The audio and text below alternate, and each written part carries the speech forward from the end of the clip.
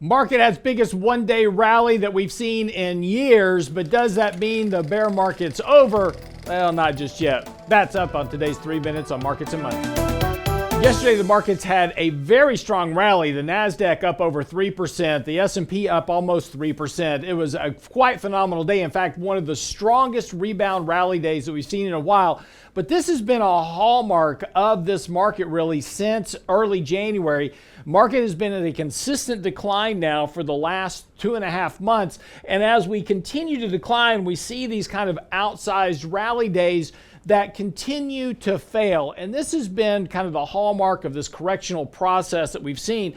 Below the surface, of course, the damage is really being felt in a lot of companies, from Asana to Palantir to Snowflake, others. Those stocks are down 30, 40, 50, 60% from their peaks.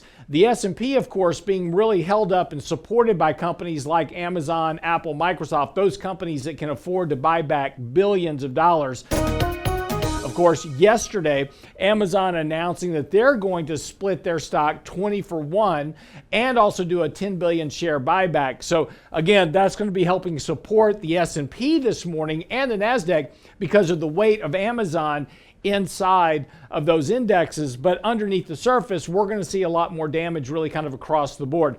Now, again, yesterday, the big important news was that previously we broke support at those previous lows, and the markets needed to get back above that level to reclaim that support. Unfortunately, yesterday we didn't do that. We closed right at that support level yesterday. And again, this morning markets are going to open lower. This is going to make this previous support level critically important.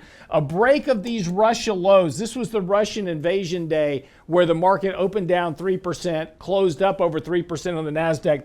If we take out this low, this is going to set the markets up to go lower here. Again, markets are oversold, but not dramatically so. So there is fuel for a bigger correction to the downside at this point. Again, we continue to try to use these rallies to reduce risk, rebalance portfolios.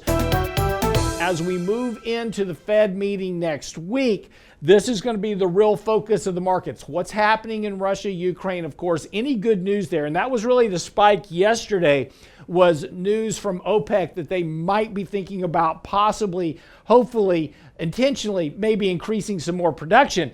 That led to a very sharp rally in stocks yesterday, a big sell-off in oil prices. Today, that whole trade is reversing as uncertainty weighs back in the markets. And again, there seems to be no clear resolution at this point about what's happening in the Ukraine.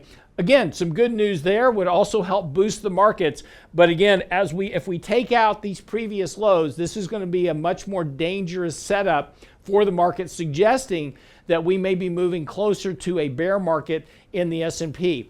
Now, what could change this dynamic? Of course, any good news at all, because again, when we take a look at the markets from sentiment to positioning, those are extremely negative. So there's a big buildup here of potential fuel for a very strong counter trend rally over the course of the next few weeks. And we could certainly see that again with any type of good news at all. We could see a fairly vicious rebound rally that's sustained. However, the big issue between a 10% correction and a rally that goes back to new highs or goes back to retesting, breaking new lows and going lower into a bear market is whether or not the economy is entering into a recession.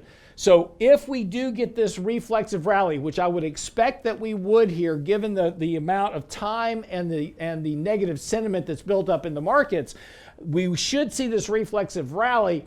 But what will determine whether or not that reflexive rally turns back into a bull market or proceeds into a bigger bear market will be whether or not there's a recession towards the end of this year. I'm your host, Lance Roberts, for 3 Minutes on Markets and Money. See you back here tomorrow.